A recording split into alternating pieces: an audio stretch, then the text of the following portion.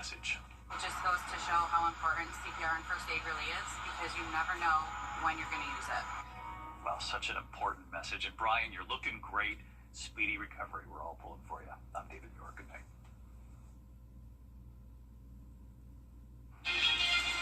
Right now on News Channel 6 at 7, a shooting at Augusta Mall leaves one dead and others injured. We'll have the latest in the investigation. Plus, we continue to look at areas hit by Hurricane Helene and the CSRA, how the storm impacted Aiken 1 year later. And a Georgia senator raising concern over Medicaid funding cuts, how it will affect rural hospitals across the Peach State. And your News at 7 starts now.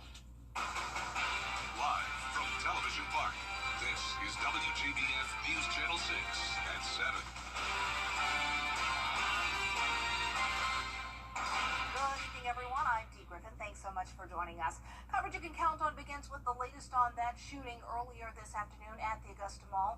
The sheriff confirms one person is dead, 2 are in custody, and they're now looking for 2 more they believe to be involved.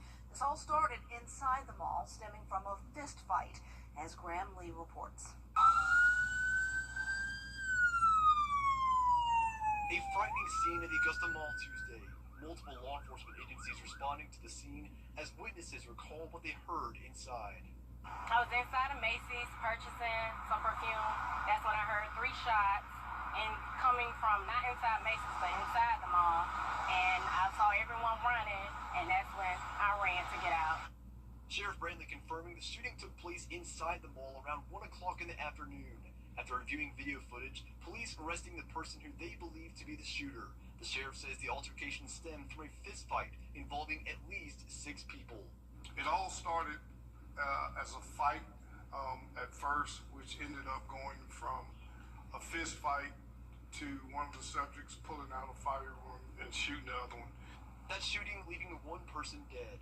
2 others are being treated for minor injuries not related to the shooting. The sheriff says he wasn't entirely sure how many deputies were on site before the shooting took place, but credits mall security with helping in the investigation. The mall security played a huge role in us apprehending 2 of the suspects involved. It's not clear whether the mall will reopen Wednesday, but others in the area are now questioning whether they should return to the mall going forward. Before, I was comfortable with bringing my kids to the mall. They ride the little animals and stuff. The train, they had a train set in there as well. But no, now we'll find somewhere else. Richmond County Coroner Mark Bowen has identified the victim as 17-year-old Devon McLean, but the suspects have yet to be identified by authorities as police continue to sort through details in this ongoing investigation. In Augusta, Graham Lee, WJBF News Channel 6. An update in an ongoing suspicious death investigation in Augusta.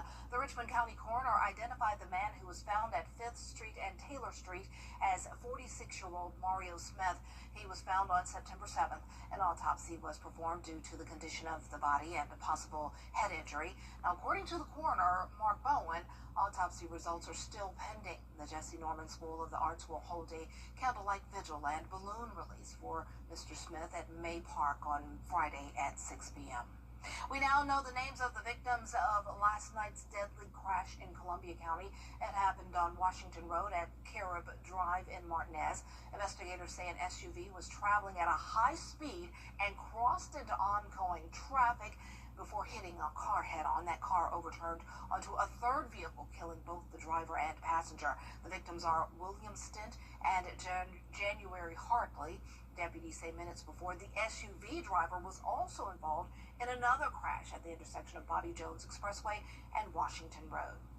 Well, some of the suspects accused in any members of the church. Dennis will go before the judge on Friday. Well, it's time now for a first look at our forecast with Chief Meteorologist Jenna Petracci. What a beautiful end to the day. Yeah, it's been beautiful once again. You can see here on our Terry Lambert Hyundai Skyview cam into Emmanuel County that we have a nice orange hue out there. It's just looking great. It was a dry day as well. As we look at our live Viper 6 radar, there's nothing going on here in Georgia or South Carolina. Not a drop of rain, but we do have showers and storms just to our north and west. That's all along a front that we're going to eventually see move move into our area on Thursday and Friday. But as for our almanac today, we did not pick up on any rain. We had a cool morning at 61 degrees, and then we made it to 90 this afternoon. So we are heating up. It's pretty ironic since yesterday was the first day of fall. Now it's feeling like summer again. And right now we're in the low to mid 80s still at the 7 o'clock hour. 82 in Augusta, 86 in Aiken. Waynesboro, you're still at 88 degrees and 84 in Sparta. Winds are very light, only up to around 5 miles per hour. And for the rest of your Tuesday evening, we're going to keep it mostly clear, and we'll fall into the upper 60s by around 11 o'clock. Now looking ahead, tomorrow is still nice and dry. It's also heating up to 94. Then we drop off by 10 degrees Friday with those higher rain chances. I'll have a look at your future cast coming up, and back to you. All right, thanks so much. We'll see you in a few minutes. This week marks 1 year since one of the worst storms in the region's history. Today, we're taking a look at Hurricane Helene recovery progress in Aiken. Officials say Helene brought down thousands of trees and wiped out Aiken's power grid, forcing a rebuild from the ground up. Crews hauled away more than 140,000 cubic yards of debris. Crossland Park was among the hardest hit neighborhoods, taking weeks to restore. City leaders say the storm left behind lessons that will shape future recovery. Certainly, we have come up with alternate means to communicate with one another. We've improved with our IT department in that we have less reliance on hardware, more information in the clouds. We're making improvements with where we have generators, so that different facilities will be able to operate. City leaders say if residents are still dealing with issues a year later, they want to know so they can connect them with the right resources. A lot of the signs and plates you see on South Carolina roads are made by inmates in the state's prison system. Well, 30 inmates at the maximum security prison in Columbia make all 800,000 license plates issued each year in South Carolina. They also build road signs, operate laser cutters, and use other high-tech machines as part of their daily workload. The Department of Corrections says each project teaches inmates real-world skills from manufacturing and design to communication and teamwork. The state was devastated with flooding, right? You had dams break, the roadways done. We worked in this plant 36 hours straight, building signs for DOT and DMV, Highway Patrol, telling people stay out of the deep water, just so the state would have enough signs to keep the people safe. The Department of Corrections says it's a program that benefits taxpayers, trains workers, and gives inmates a real chance at a new start. Augusta leaders take a close look at RCCI as they determine its future. Hey there, Georgia. I'm John Crow with your Cast 3 Cast 4, Georgia. It's still feeling like summertime with high temperatures in the low 90s, but soon we're going to have a cool down and finally some beneficial chances of rain. Also the possibility of some storms, though. And we have an update on the tropics. All those details when we return. We're kicking off the season with all matters. The greatest stories often start small. A quiet beginning to something much bigger. At SRP, they'll help you take the driver's seat in life, giving you the confidence to move forward And the support to stand on your own, wherever the road may lead. SRP is here for you, for what you plan And what you never see coming. I'm so sorry. Because sometimes the smallest moments become the heart of your story. and when a new chapter begins, it helps to have someone you trust At SRP, they stay one step ahead. so you can protect what matters most.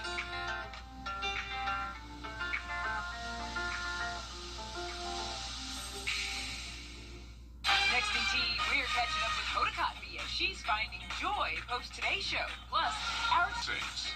The News Channel 6 mobile app is now even better. Download it today. Now, your most accurate forecast with WJBF Live 5/6. Welcome back. I hope you've had a wonderful Tuesday. Let's start out with a look at this gorgeous sunset. This is our Terry Lambert Hyundai Skyview Cam. Just stunning out there. We do have a few clouds in the sky, but it's completely dry. It was a hot day. We made it to around 90 degrees, and now we're down to 82. Still feeling a couple degrees warmer than that because dew points are on the higher side in the upper 60s.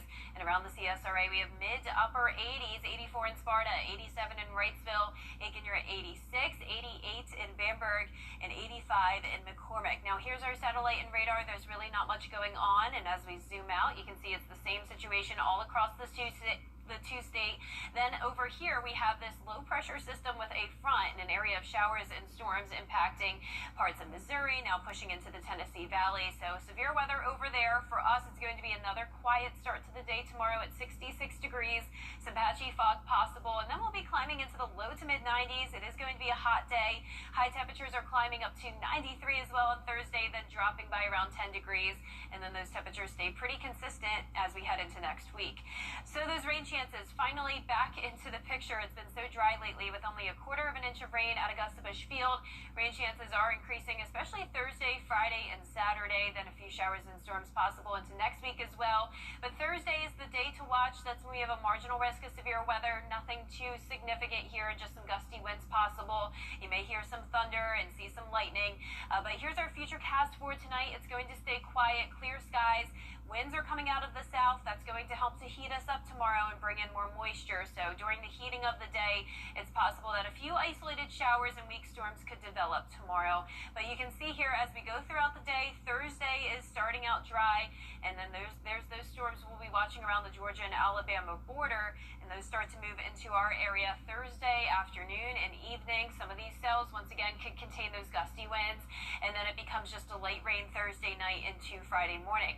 So here's a closer look at Thursday at 2 p.m. You can see some of these cells here do look like they could be strong to severe. A lot of this activity starts to weaken as it moves into the CSRA, especially in our southeastern counties. A lot of people may not even see some rain. Then once we get into Thursday night, a little bit more widespread, but still really not looking too bad. Hurricane Gabrielle is not an issue for us. It's a Category 4 storm, but it is way out there in the middle of the Atlantic. We're watching two other areas, though, of possible development. The one in red here is looking to curve out to sea. That should not be an issue for us. The area in orange, a bit of a different situation, still tricky forecast, but around the Bahamas, we'll be watching for some development there this weekend. And then early next week, all up and down the East Coast, we'll be watching for some impacts there. Still a lot to figure out with that one, but no reason to worry here at this time. Low temperatures will be in the mid to upper 60s tonight, highs tomorrow in the low to mid 90s. And that 10-day forecast is showing the temperatures going back down to the mid 80s, with those rain chances eventually going down to 20 to 30% next week. Now back to you, Dee. All right, thanks so much. September is National Suicide Prevention Month. The CSRA, it's where we were born, where we live, where we work, where we're raising our families. It's our home. That's why the people of the CSRA count on us after an accident. Injured? Call me, the Augusta guy, 706-724-7224. At Brookell, it's all me at Terry Lambert Hyundai. When it comes to choosing a lawyer after an accident, local experience matters. I'm Austin Jackson. I've been helping accident victims in Augusta, Aiken, and the entire CSRA for over 10 years. And I'm ready to help you right now. Call Austin Jackson, the Augusta guy. This is pretty cool. Surf Lakes. This company has a wave creating device that lets people surf in places where there isn't an ocean. Those are pretty big waves. The thing is, in the middle, it makes about 2,000 waves an hour for 5 different skill levels. The footage is from the company's prototype facility in Australia, but there are cities all over the world clamoring for one of these. Investors are getting involved, of course. And right now, the closest one to us would be in Nashville, with others in Texas. I can see that in Nashville, definitely. I can see it here. That's really cool. I mean, personally, I'd be way too scared to try anything like that. Exactly. But I would love to watch. That would be so cool to get out there and watch everybody. And you got to have some serious core muscles there. Yeah, it would make you feel like you're really at the beach. Yeah. So. Wouldn't that be cool at Lake Olmsted? I just thought about that. That would be so nice to have that there. That would really be cool. Yeah, it would be. And it's going to be really nice weather over the next day or so, and then we're going to see some storms move into the area Thursday night into Friday. Some pretty high rain chances there. These temperatures are going to start to feel more fall-like, though, thanks to the rain. It's all part of a cold front passage, so we're dropping from 94 tomorrow to 84 on Friday, and then all of next week looks pretty good for outdoor activities, just isolated showers. Not bad at all. No complaints. Just prepare for that 94 tomorrow. Summer's just not letting go. I know. 94, that's pretty hot for this time of the year. Yeah, summer's like I'm not leaving. All right, thanks.